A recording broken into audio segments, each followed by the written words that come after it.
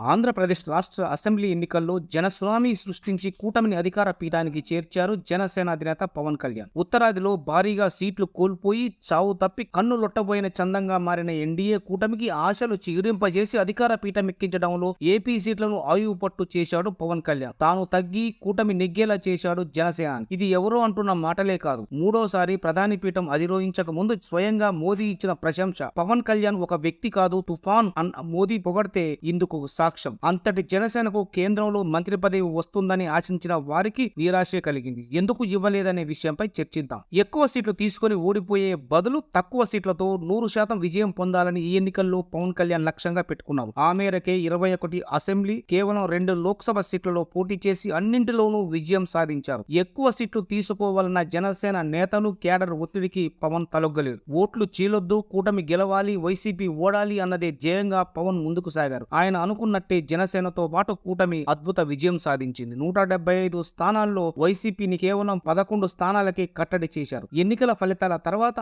ఢిల్లీ వెళ్లిన పవన్ కళ్యాణ్ కేంద్రంలో ఎన్డీఏ ప్రభుత్వం ఏర్పాటయ్యేంత వరకు అక్కడే ఉండి వచ్చారు. అయితే కేంద్ర మంత్రివర్గంలో జనసేనకు కేబినెట్ మంత్రి పదవి దక్కుతుందని ఆశించారు. ఒక్క సీటు ఉన్న మిత్రపక్షాలకు సైతం మంత్రివర్గంలో స్థానం కల్పించిన బీజేపీ 2 సీట్లు వచ్చిన జనసేనకు ఇవ్వకపోవడంపై ఆయా వర్గాల్లో విస్మయం కలిగించింది. ఇదే దశలో కేంద్ర మంత్రివర్గంలో చేరాల్సిందిగా పవన్ కళ్యాణ్ కు మోదీ ఆఫర్ చేశారన్న వార్తలు వచ్చాయి. ఈ అవకాశాన్ని పవన్ సున్నితంగా తిరస్కరించారని తెలిసింది. కూటమి విజయంలో కీలక భూమిక పోషించిన తాను హామీల అమలు కోసం ఆంధ్రప్రదేశ్ నూతన ప్రభుత్వంలో పాలు పంచుకోవాలని భావిస్తున్నట్లు మోదీకి వివరించినట్టు సమాచారం. ఇదే దశలో ఎన్డీఏ కూడా దూరాలోచన చేసినట్టు గుసగుసవు. ఆంధ్రప్రదేశ్ ప్రభుత్వంలో ఉంటూ ఎన్డీఏ లక్ష్యాల మేరకు పనిచేయాలని పవన్ కు సూచించినట్టు సమాచారం. దీంతో పవన్ ఎప్పుడొచ్చినా జనసేన బెర్త్ ఖాయంగా ఉంటుందని హామీ ఇచ్చినట్టు తెలిసింది. ఏదైనా పరిస్థితుల్లో టీడీపీతో విభేదాలు వస్తే కేంద్రంలోకి వచ్చాయి అని మోదీ సలహా కూడా ఇచ్చినట్టు గుసగుసలు. పవన్ కళ్యాణ్ మధ్యలో మరో విషయం ఉన్నట్టు విశ్లేషకులు అంచనా వేస్తున్నారు. తన అన్న నాగబాబుకు తొలి దశలో అనకాపల్లి లోక్సభ సీటు తీసుకున్న పవన్